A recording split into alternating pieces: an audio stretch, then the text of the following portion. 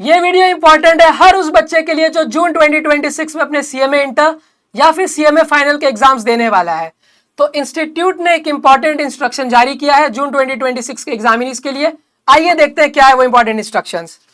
तो सबसे पहला जो आपका आंसर स्क्रिप्ट का पार्ट ए रहेगा, जिसमें आप अपना नाम, डेट, रोल नंबर ये सब फिल करते हो, उसमें इंस्टीट्यूट ने बताया आपको प्रॉपरली ये सब फिल करना है। जैसे रोल नंबर, सब्जेक्ट कोड आप ओएमआर शीट में जैसे बबल करते हो वैसे आपको फिल करना है, तो आप उसको प्रॉपरली फिल करें, कोई गलती ना करें उसमें। डेट ऑफ एग्जामिनेशन प्रॉपर होना चाहिए, प्रॉपर प्लेस पे होना चाहिए, अटेंडेंस आपका प्रॉपर होना चाहिए, रोल नंबर स्टिकर जो है वो प्रॉपर प्लेस पे लगना चाहिए। तो ये सब की जिम्मेवारी किसकी है? आपके खुद की है। पार्ट बी में जो आपको ओएमआर शीट मिलता है जिसमें आपको एमसीक्यूज को बबल करना रहता है, तो एमसीक्यूज को बबल करने के लिए आप या तो ब्लू पेन या फिर ब्लैक बॉल पेन यूज करोगे, आपको इसके अलावा और कुछ यूज नहीं करना है। और यह ध्यान रखना है कि एक ही आंसर के मल्टीपल ऑप्शंस को आपको बबल नहीं करना है। अगर आप ऐसा करोगे तो फिर आपका आंसर इवैल्यूएट नहीं होगा। और दूसरी बात, आपको पेज में आंसर नहीं लिखना है। जैसे आपका अगर एमसीक्यू का 1 का आंसर ए है तो आपने पेज में लिख दिया 1 का आंसर ए, 2 का आंसर बी, नहीं, जो भी है आपको ओएमआर शीट में ही बबल करना होगा। आंसर आपको या तो इंग्लिश या फिर हिंदी में लिखना है, जो भी आपका मीडियम है। अगर आपने इंग्लिश मीडियम ऑप्ट किया है तो आप इंग्लिश में आंसर लिखोगे, हिंदी मीडियम ऑप्ट किया है तो आप हिंदी मीडियम में मींस हिंदी में ही सारे आंसर्स लिखोगे।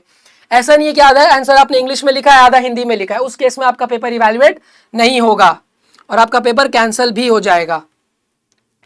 अगर आप सीएमए फाइनल में हो तो आपका जो इलेक्टिव पेपर है पेपर 20, उसमें आप जो भी पेपर चूज करोगे 20A, 20B, 20C आपको स्पेसिफाई करना होगा, सब्जेक्ट बताना पड़ेगा अपना, तो आप प्रॉपरली उसके अकॉर्डिंग सर्कल कर दोगे।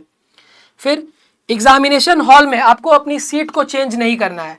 अगर इंस्टीट्यूट को यह पता चलता है कि आपने सीट को चेंज किया था, भैया कैसे पता चलेगा? इंस्टीट्यूट के तरफ से हर सेंटर पे एक इन्विजिलेटर जाता है। अगर वो कंप्लेन कर दे कि आपने अपने प्लेस को चेंज किया था तो आपका पेपर कैंसिल हो सकता है, इसलिए इस बात को भी प्लीज ध्यान रखिएगा।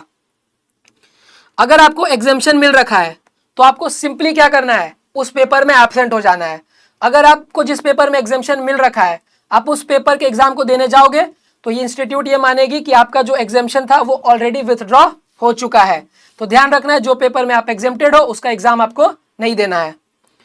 और एडमिट कार्ड में इन्विजिलेटर से आपको प्रॉपरली साइन लेना है। तो जब आप अपना आंसर स्क्रिप्ट इन्विजिलेटर से लोगे तो उसी समय आप अपना एडमिट कार्ड उन्हें दे दोगे कि आप इसको साइन कर दीजिए, और जब आप आंसर स्क्रिप्ट उनको सबमिट करोगे तो आपका अपना एडमिट कार्ड वापस ले लेना है।